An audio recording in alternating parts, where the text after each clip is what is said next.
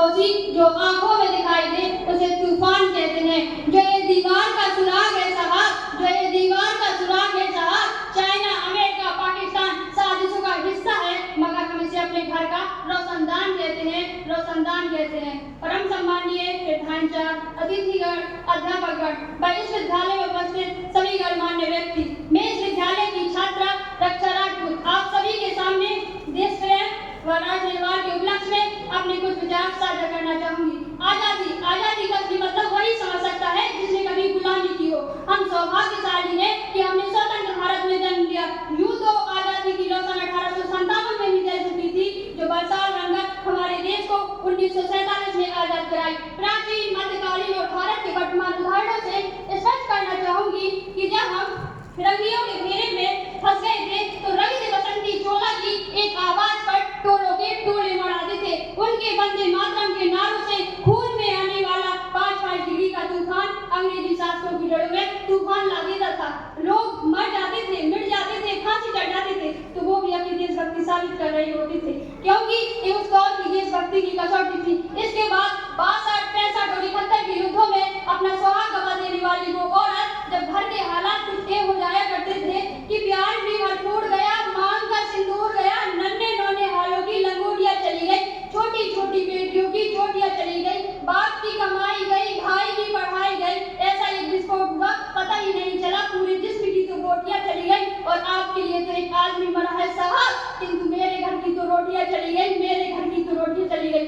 वाले हालात पैदा हो जाने के बावजूद भी एक माँ अपने पुत्र को दुश्मनों की धज्जियां उड़ाने के लिए सरहद पर भेज दिया करती थी और पत्र लिखकर ये भेजा करती थी कि अम्मा ने खत लिखा है बड़े ही चाव से, पुत्र मेरे ना घबराना, 1 इंच पीछे ना हटना, चाहे इंच इंच कट जाना, चाहे इंच इंच कट जाना।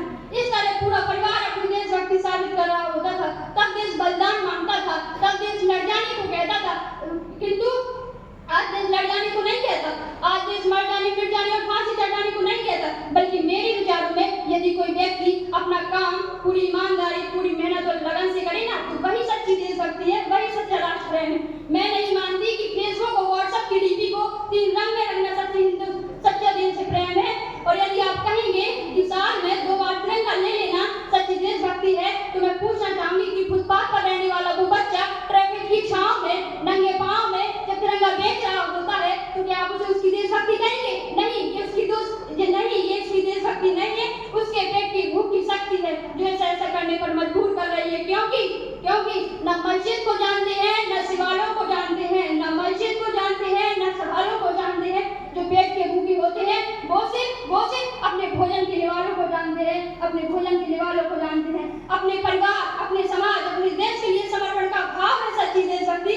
हर देशद्रोही के जीवन में आने वाला तूफान है सच्ची देशभक्ति, ताकि हर देशद्रोही ये समझ सके कि अगर तू परिंदा है तो ये आसमान तेरा है, अगर तू दरिंदा है तो ये शमशान तेरा है। भाईचारे से रहना है तो रह इस जमीन पर, वरना एक कब्र भी तेरी और एक कब्रिस्तान तेरा है, एक कब्रिस्तान तेरा है। लेकिन एक देशद्रोही से ज्यादा सच्ची देशभक्ति तब आगाज होती है जब एक पुत्र अपने बूढ़े माँ बाप को वृद्धाश्रम की चौखट पर छोड़ाता है। तब उठती है वो देशभक्ति जब मुसीबत में फंसे लोगों की हम जान बचाने से ज्यादा सेल्फी लेकर अपने लाइफ बढ़ाने में लगे रहते हैं। आज के इस दौर का वही युवा जिनके ऊपर जिम्मेदारी थी अपने राज्य, अपने सदन को बहाने रखने की, वही युवा आज 4x4 इंच की छोटी सी स्क्रीन पर अपनी कोमल अंगुलियों के घर्षण माप से अपनी भावनाओं की इमोजी भेज रहा है। 4 बोतल रोज का काम, मेरा रोज का ने भारत का भविष्य तबाह कर दिया है। हमने एक ऐसे समाज में जीते हैं जहाँ पत्थर की मूरत को लगते हैं 56 भोग, भूखे नंगे तड़पते सो जाते हैं लोग, भूखे नंगे तड़पते सो जाते हैं लोग। मजदूर को मजदूर समझिए, मजबूर नहीं,